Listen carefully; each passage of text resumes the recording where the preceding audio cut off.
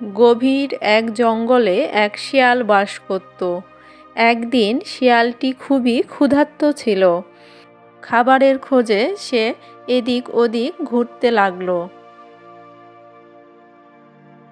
ঘুরতে ঘুরতে সে খুবই ক্লান্ত হয়ে পড়ল।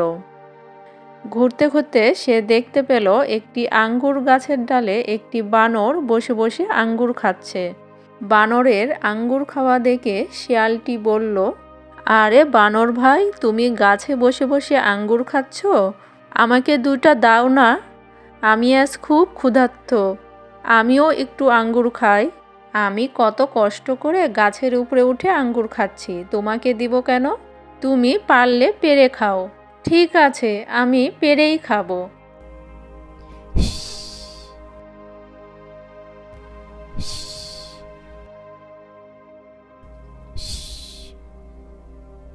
শিয়ালটি অনেক চেষ্টা করেও আঙ্গুর পাড়তে পারল না। সে আঙ্গুর পাড়তে ব্যর্থ হলো। পারলে না তো আঙ্গুর পাড়তে? না, আমার আঙ্গুর খেতে হবে না, আঙ্গুর ফল এমনিতেই অনেক টক হয়। আঙ্গুর ফল পাড়তে পারল না বলে আঙ্গুর ফলকে টক বলে শিয়াল সেখান থেকে চলে গেল।